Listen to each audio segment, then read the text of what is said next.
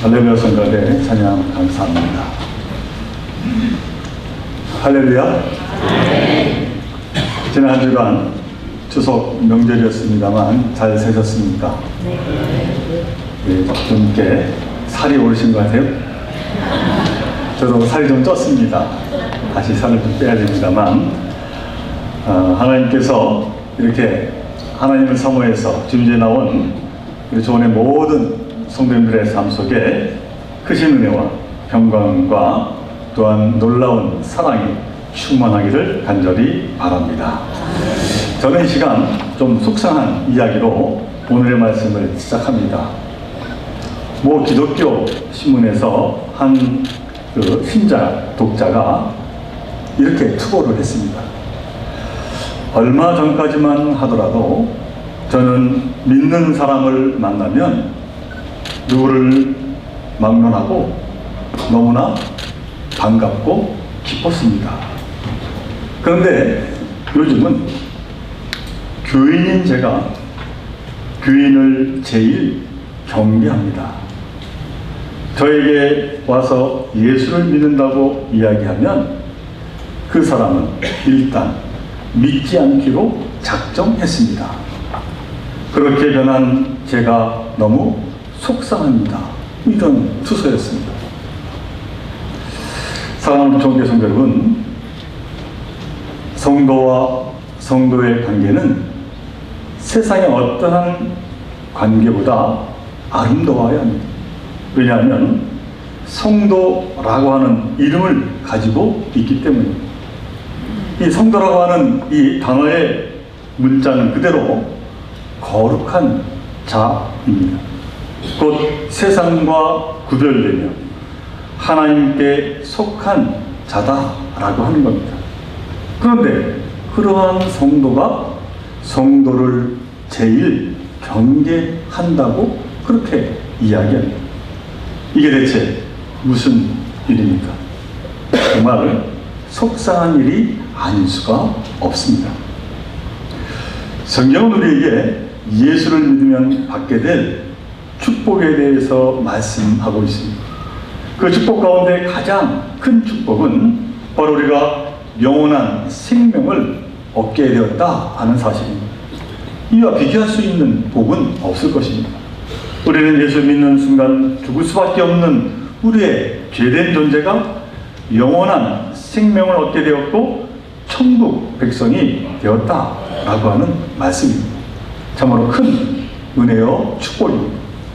근데 이와 함께 주어지는 또 하나의 축복이 있습니다. 그 축복은 다름이 아니라 관계의 축복입니다. 곧 먼저 하나님을 아바 아버지라고 부를 수 있게 된 그 관계, 무엇과 비릴 수 없는 축복입니다. 우리가 하나님의 자녀가 된 것입니다. 그리고 동시에 우리가 갖게 되는 이 관계의 축복이란 이전에 잘 알지 못했던 사람들을 믿음 안에서 형제와 자매로 부를 수 있게 되는 축복입니다. 성경은 이러한 영적인 형제와 자매를 얻게 되었다고 하는 이 사실이 얼마나 큰 복인지를 누누이 말씀하고 있습니다. 특별히 신약성경 가운데 사도행전을 읽어보면은 그 스토리의 반 이상이 이러한 성도들의 교제와 친교에 대해서 말씀하고 있습니다. 성도들이 얼마나 깊게 친교하며 그 가운데 행복해하고 즐거워했는지, 그리고 섬기고 위하고 함께 눈물 흘리고 위로하고 격려하면서 살아갔는지 그 이야기를 가득하게 말씀하고 있습니다. 사실 초기 기독교에 있어서 이 신앙 공동체는 혈연 관계를 뛰어넘고 있습니다. 생사고락을 함께 했기 때문입니다. 사도행전 2장 43절 이하의 말씀, 지금은 사실 우리가 이해할 수 없는 말씀이 나옵니다만 모든 물건을 서로 통용하고 재산과 소유를 팔아 각 사람의 필요를 따라 나눌 수 있었던 것은 바로 이러한 성도와 성도의 교제가 바로 영적인 그러한 관계로 이어갈 수가 있었기 때문입니다. 곧 영적인 가족이 성도와 성도의 관계였습니다. 사도행전 28장 11절 말씀을 보면은 이제 재판받기 위해 로마로 가다가 태풍을 만나 죽을 고비를 넘기고 천신만고 끝에 로마에 도착한 이 바울을 어떻게 알았는지 많은 교우들이 모습을 드러내고 따뜻하게 맞이하며 환영하는 그 모습을 이제 설명하고 있습니다. 참으로 성도 교제의 백미라고 말할 수 있습니다. 곧 성도의 교제는 기쁨이요 축복 그 자체다라고 하는 말씀입니다. 오늘 읽은 골로새서 이 4장의 말씀도 이와 같은 우리 성도 간의 교제와 친교에 따른 기쁨과 위로 그리고 격려의 모습이 너무나 잘 담겨져 있습니다. 사도 바울은 편지 말미에 여러 사람들의 이름을 일일이 고명하면서 그들 가운데 있었던 성도의 깊은 교제를 상기시키고 있습니다. 사실 아까 우리 이승호 집사님이 굉장히 빨리 읽으셨습니다. 사실 그렇게 그 내용을 읽으면 저하고 사실 교통한 내용입니다만 오늘 본문은 무심코 읽게 되고 그리 큰 감동으로 다가오지 않습니다. 왜냐하면 잘 모르는 이름들이 그냥 쭉 나열되어 소개되고 있기 때문입니다. 그러나 그 당시에 그 편지가 읽혀졌을 때 그 당사자들에게 주는 감격과 감동은 참으로 이루 말할 수 없었을 것이다 라고 하는 말씀입니다. 옛날에는 교회에 편지가 오면 편지를 개인적으로 돌려 읽지 않았습니다. 한 사람이 온 회중 앞에서 큰 소리로 읽었다고 합니다. 그런데 그때 대표로 읽는 사람이 어느 아무개가 너에게 무난하더라 하고 읽으면 듣는 사람들은 마음이 뭉클했습니다. 왜냐하면 서로 아는 사이로 평소에 그리워하던 자로 옛날에 고난과 고통 이 모든 것을 동고동락했던 그러한 자로 그 사람을 떠올리며 그에 대한 안부를 우리가 이제 듣기 때문입니다. 그래서 사람의 이름이 나올 때마다 그 사람과의 관계 그리고 추억이 떠오르면 순간 깊은 성도의 교제가 그 자리에 이루어지고 눈물이 핑 돌고 하면서 놀라운 이제 축복의 시간으로 그들은 맞이했다라고 하는 말씀입니다. 아마 우리 초원교회도 많은 분들이 거쳐 가셨습니다만 만일 그분들 가운데 누군가가 여러분들에게 편지로 안부를 묻고 그리워하고 날마다 여러분들을 위해서 기도하며 마음속으로 늘 후원하고 있다 이렇게 전한다고 하면 그 소식은 우리 모두에게 큰 감동이며 큰 이제 격려가 되지 않을 수 없을 것입니다. 제가 일본에서 목회할 때 함께 신앙생활하던 한 집사님이 결혼으로 인해서 멀리 떠나가게 되었습니다. 그분이 한 번은 편지와 함께 그곳의 특산물 매운 와사비를 보내주셨습니다.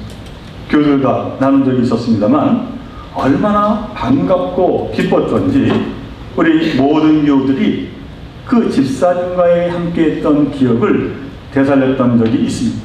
이와 같이 성도의 교제가 우리에게 있다는 것은 말할 수 없는 은혜요 축복이다 하는 말씀입니다. 바로 이러한 경험을 사도 바울은 수도 없이 경험했음을 오늘 성경은 우리에게 말씀하고 있습니다. 그러기에 그는 성도의 교제가 구체적으로 어떻게 축복이 되는지 너무나 잘 알고 있었기에 오늘 본문을 통해서 우리에게 크게 세 가지로 전하고 있습니다. 특별히 오늘 사도 바울이 전하는 그 성도가 있다라고 하는 것, 그것은 성도에게 말할 수 없는 위로가 되기 때문에 축복이라고 말씀하고 있습니다. 이 말씀은 다시 말하면 그 존재 자체로 위로가 된다라고 하는 것입니다. 어떠한 특별한 것을 해주지 않아도 말 한마디 해주지 않아도 성도가 옆에 있다라고 하는 것, 눈에 보인다라고 하는 그 사실만으로도 위로가 되고 격려가 되며 힘이 된다고 사도 바울은 말씀하고 있습니다. 오늘 10절로 11절의 말씀입니다. 나와 함께 갇힌 아리스다고와 바나바의 생질 마가와 유스도라 하는 예수도 너희에게 문안하노라. 그들은 할레파이나 이들만은 하나님의 나라를 위하여 함께 역사하는 자들이니 이런 사람들이 나의 위로가 되었느니라 하는 말씀을 합니다. 사실 바울 사도는 예수님을 믿고 나서 많은 고난과 고통을 겪었습니다. 그 고난과 고통 가운데 참으로 힘들었던 것은 다름 아니라 유대인들의 공격이었습니다. 바울은 유대인이었지만 예수를 만난 후에 율법과 할례로는 구원에 이를 수 없다고 주장했습니다. 그리고 그 복음을 이방인들에게 전했습니다. 그러자 유대인들은 바울을 반유대주의자로 이단자로 공격하기 시작했습니다. 바로 그때 유대인이면서 예수 믿는 신실한 성도가 바로 옆에 있었습니다. 그들은 다름 아니라 오늘 본문에 나와 있듯이 아리스tark와 마가와 유스도라고 하는 인물이었습니다. 이들은 늘 바울 옆에서 함께 이제 신앙 생활을 했다 하는 것입니다. 이들의 존재는 바울에게 있어서 그 무엇과 비길 수 없는 큰 위로요 힘이 되었음을 고백하며 우리에게 말씀하고 있는 것입니다. 사랑하는 우리 종교회 성도 여러분, 이 세상에서 믿음을 지키며 성도로 살아간다라고 하는 것 참으로 생각보다 쉬운 일이 아닙니다. 지금은 예수 믿는데 큰 핍박이 없지만은 그래도 알게 모르게 받는 핍박들이 있습니다. 뿐만 아니라 우리의 믿음을 흔드는 참으로 많은 일들이 우리 주위에 산재하고 있습니다. 이러할 때 나와 동일하게 길을 걷고 있는 사람들이 옆에 있다라고 하는 이 사실, 이 하나만으로 우리는 큰 위로와 힘을 얻게 될 줄로 믿습니다. 오늘 주일날 교회 와서 성도를 만나는 것, 이것으로 기쁨이 되고 위로가 되고 큰 감사가 됨을 여러분들 언제나 기억하며 신앙생활 하시기를 간절히 바랍니다. 나와 같은 믿음의 길을 걷는 동역자가 이 자리에 앞에도 있고 뒤에도 있고 옆에도 있다 라고 하는 이 사실이 얼마나 든든한 일인가 라고 하는 그러한 말씀입니다. 사랑은 우산을 씌워주는 것이 아니라 함께 비를 맞고 걷는 것이라고 하는 말씀이 있습니다. 사랑하는 우리 종교회 성도 여러분, 성도는 존재 그 자체로 성도에게 위로가 됨을 늘 기억하시기를 바랍니다.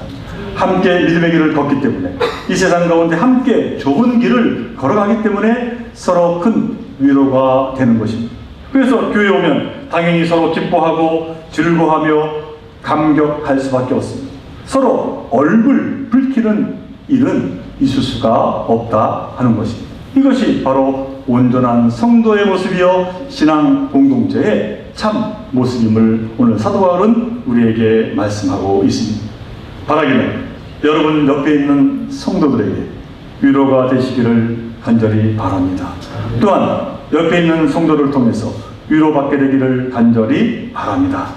그 다음 두 번째로 사도 바울은 성도가 성도에게 축복이 되는 것은 서로를 위해서 기도해 줄 수 있기 때문이라고 말씀하고 있습니다. 오늘 본문 12절의 말씀입니다. 그리스도 예수의 종인 너희에게서 온 에바브라가 너희에게 문안하느니라. 그가 항상 너희를 위하여 애써 기도하여 너희로 하나님의 모든 뜻 가운데서 완전하고 확신 있게 서기를 구하노라 하는 말씀입니다. 이 에바브라라고 하는 인물은 우리에게 그리 잘 알려져 있지 않는 인물입니다. 그런데 교회사적으로 참으로 중요한 사람입니다. 그는 바울의 전도를 받아 그리스도인이 된 이후로 골로새 교회를 개척했습니다. 그리고 라오디오게아 교회를 또한 세웠습니다. 히에라볼리라고 하는 교회도 세운 믿음의 사람이었습니다. 그런 그가 무슨 일 때문인지 골로새서를 떠나서 로마에 와 있었습니다. 잠깐 다녀가는 것이 아니고 꽤 오랜 동안 로마에 있었다가 거기에서 참으로 오랜 동지였던 바울과 만나게 된 것입니다. 그러자 바울은 마침 골로새 교회에 편지를 쓰면서 이 에바브라의 소식을 전하게 된 것입니다. 골로새 교회 교인들이 같이 생활하던 이 개척자 에바브라의 안부를 뜻하지 않게 듣게 되니까 얼마나 반가웠겠습니까? 아, 거기 있었구나. 바울과 함께 지금 있구나 하는 기쁨을 그들은 나누게 되었습니다. 그런데 이 바울은 에바브라의 소식을 전하면서 에바브라의 진실한 믿음을 편지에 꼭 담지 않을 수가 없었습니다. 그것은 에바브라가 비록 몸은 멀리 로마에 가 있었지만 골로새 교인들 그리고 라오디게아와 히에라볼리에 있는 교인들을 위해서 쉬지 않고 열심히 기도하는 그 모습에 감격했기 때문입니다. 사도 바울은 이 사실을 그들에게 알려주고 싶었습니다. 이 사실을 안다면 그 교우들이 얼마나 힘이 될 것인가, 얼마나 감사할까 하는 생각을 갖게 되었습니다. 그래서 사도 바울은 내가 증언하노라 하며 에바브라에 대한 이제 진실한 믿음을 그들에게 소개하고 있는 것입니다. 사랑하는 존귀의 성도 여러분, 성도가 성도를 위해 기도한다고 하는 그 사실, 참으로 아름답고 감사한 이름을 늘 기억하시기를 간절히 바랍니다. 우리가 세상을 살아가면서 힘들고 어려울 때, 지쳤을 때, 낙심하며 고통스러울 때, 내 힘으로는 도저히 되지 않을 때 함께 신앙생활하고 있는 성도들이 여러분들을 위해서 날마다 기도하고 있다고 한다면 여러분들의 마음은 어떠하시겠습니까? 천군만마를 얻는 것 같은 격려와 힘이 될 줄로 믿습니다. 이러한 기도의 사명을 감당하는 여러분 되시기를 간절히 바랍니다. 세상 친구들은 아무리 가까워도 나를 위해 기도해 줄 수 없습니다. 그들은 기도를 알지 못하기 때문입니다. 그러므로 믿음의 멍에를 함께 지는 것이 축복임을 우리는 기억해야 될 줄로 믿습니다. 기도해 주는 것이야말로 성도들에게 받을 수 있는 은혜가 된다 하는 말씀입니다. 이런 은혜를 서로 베푸시는 우리 존교회 모든 성도님들 되시기를 간절히 바랍니다. 그 다음 마지막 세 번째로 사도 바울이 말하는 성도가 성도에게 축복이 되는 것은 열심히 믿음의 길을 걸어가는 성도, 그 삶의